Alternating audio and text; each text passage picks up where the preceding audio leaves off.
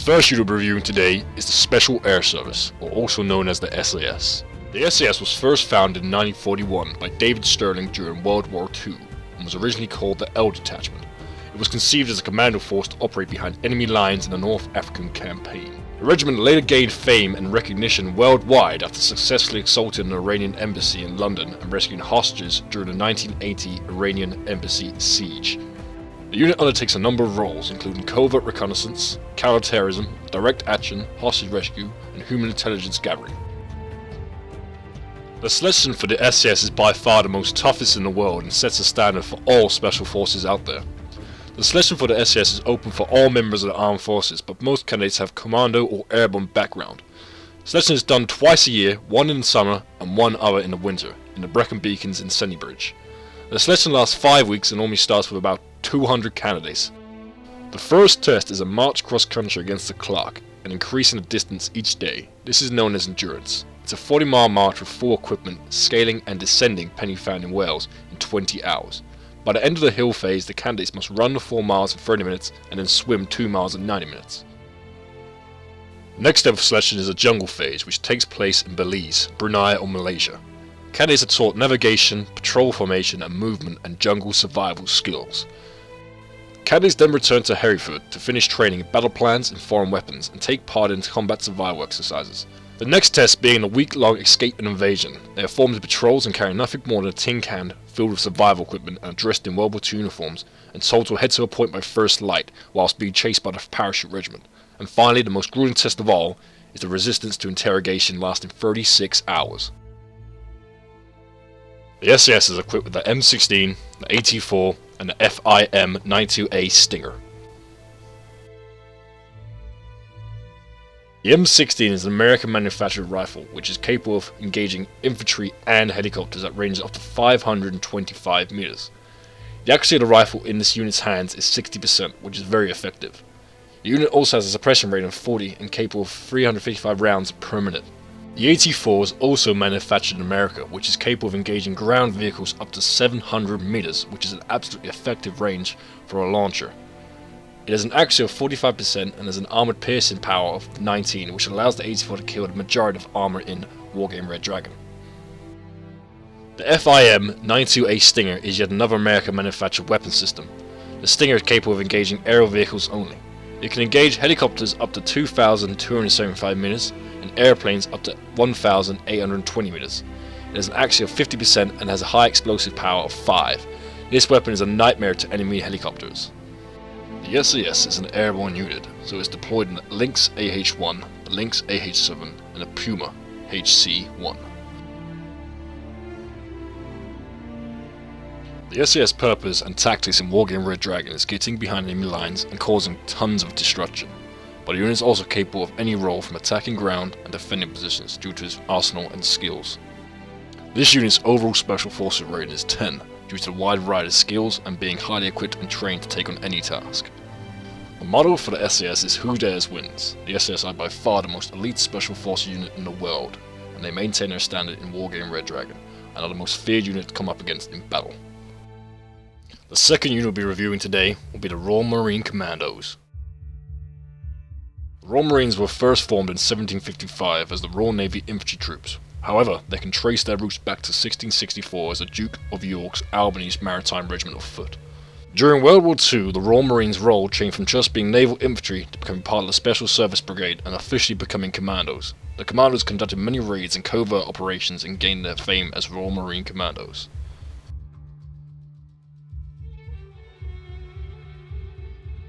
The Royal Marines have seen themselves in every conflict and war the United Kingdom has come up against.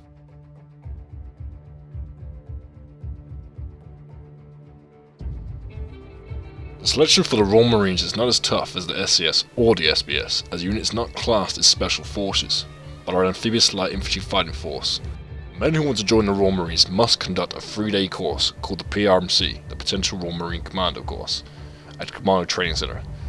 Day 1 is the easiest day, which includes a 3-mile run split in half to be completed in a set time, a circuit in the gym, a bleep test, a swim test, and then on to briefs.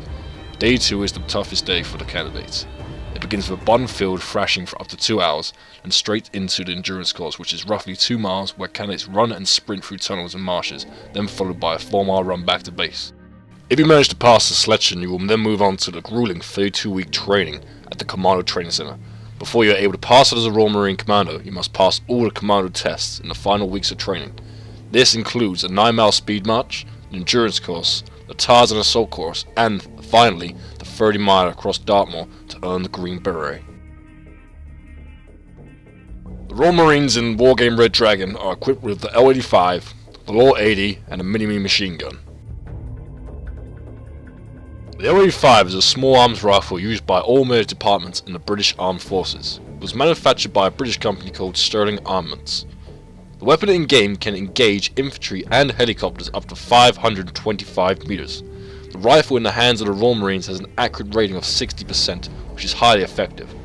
It also has a suppression rating of 40 and can fire 355 rounds per minute. The Royal Marines launcher is the LAW 80, which stands for the Light Anti-Armor Weapon 80. It was also manufactured by a company called Hunting Engineering.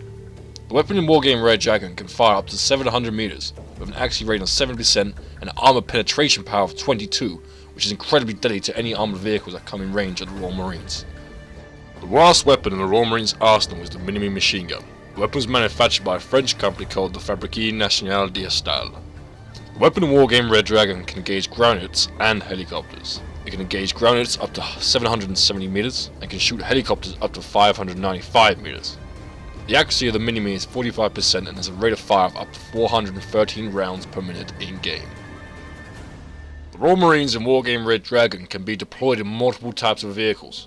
To start with, they can be deployed in the Stalwart, the FV-4333 Stormer, the Buffalo 4, the Saxon, the Lynx AH-1, the Lynx AH-7, and of course in landing crafts.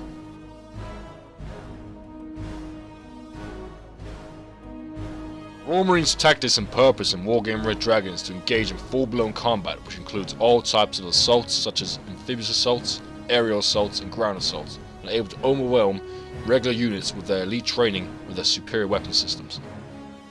This unit's overall Special Forces rating is 8, due to it being more like a regular infantry unit, but also being able to pack a serious punch from all angles on the battlefield. The Royal Marines' motto is Per Mare Per Terram, which stands for by sea, by land. The Royal Marines are a highly effective unit for the United Kingdom in Wargame Red Dragon. It gives the country another spearhead for attack. The final unit we'll be reviewing today will be the Special Boat Service, also known as the SBS.